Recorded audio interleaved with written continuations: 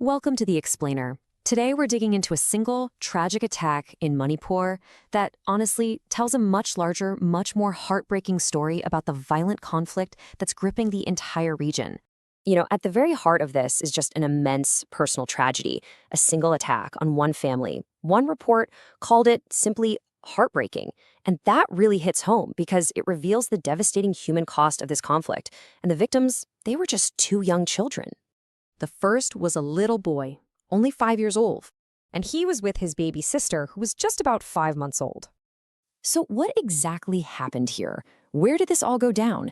The attack took place in a village called Trong Lobi, which is in Manipur's Bishnupur district. Let's break down the facts. It was in the early hours of the morning.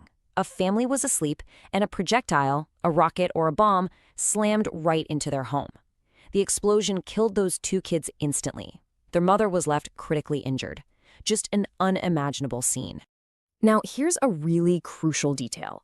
This wasn't just any civilian home. It belonged to the family of a BSF Jawan, a soldier in India's border security force. And that detail is so important because it suggests this attack might have been deliberately targeted. Okay, so the investigation then turned to the weapon itself.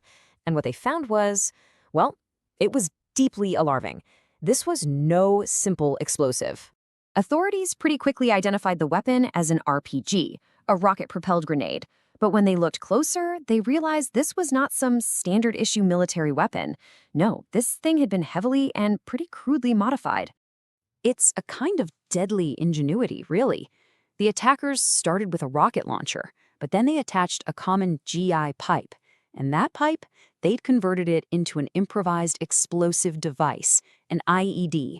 They packed it with shrapnel, iron fragments, all to cause the absolute maximum devastation possible. And the calculated nature of this whole thing became even clearer when a second launcher, modified in the exact same way, was discovered nearby. Luckily, it hadn't exploded. A bomb squad was called in, and they managed to defuse it before it could cause any more harm.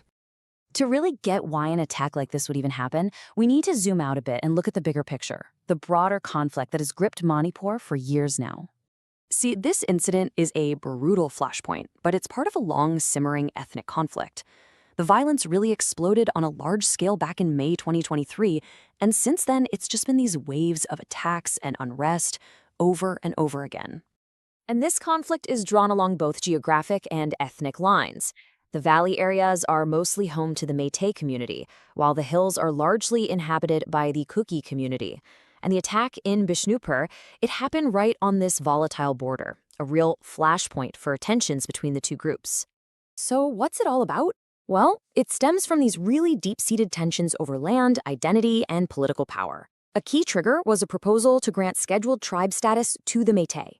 The Kuki community feared this would let the more populous Meitei buy up land in their protected hill areas and dominate government jobs even more. And that's what really ignited the whole thing. This brings us to the timing of the attack, which frankly raises some really serious questions about the motive.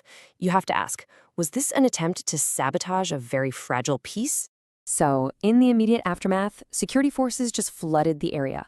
They launched a manhunt for the perpetrators, they evacuated locals to keep them safe, and they started a full-scale investigation into the attack and these modified weapons. But the real damage here might be to the long-term quest for any kind of reconciliation.